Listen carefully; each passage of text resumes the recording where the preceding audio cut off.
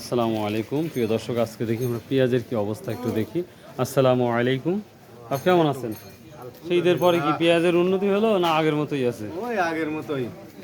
কোনো উন্নতি নাই? 55 55 60 টাকা খুচরা বিক্রি না? 50। হ্যাঁ, 850 টাকা গত হাটে তো দেখছি। প্রিয় দর্শক, দেখি কিছু পেঁয়াজ আসছে আমাদের নাজিপুর বাজারে। যাই হোক, 4-5 বস্তা। এটা ছোটো সাইজের একটা, এটা একটু বড় কোয়ালিটি। ভাই পেঁয়াজ আপনার? ওর ভাই কত বলতো বড় সাইজটা? 2000 টাকা বলছে না? আর ছোটো সাইজটা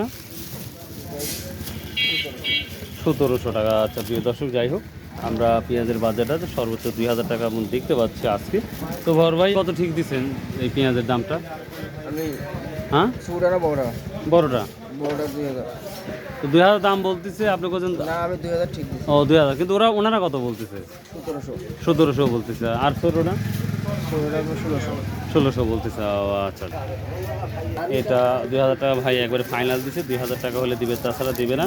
কিন্তু যারা এখানে ব্যবসা করে, তারা স্বাভাবিকভাবে যারা কিনে বিক্রি করে, তারা বলতেছে 17 বা 1800 টাকা বলতেছে। তো এই ছিল। তবে ভালো কোয়ালিটি যদি আরেকটু ভালো হইতো, তাহেরপুরে পেঁয়াজের সিস্টেমটা যদি হইতো, হয়তো আরও দামটা বাড়তো, আমার এটা যদি ধারণা।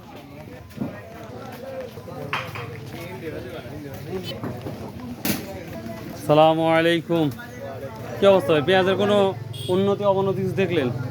আজকে আসলাম সব। তার মানে আগের দামটাই বিক্রি করতেছেন? হ্যাঁ, আচ্ছা আচ্ছা, ঠিক আছে ভাই। প্রিয় দর্শক, এই ছিল পেঁয়াজের আপডেট, মোটামুটি যতটুকু জানলাম বুঝলাম। সবাই আল্লাহ হাফিজ, আসসালামু আলাইকুম রহমতুল্লাহ।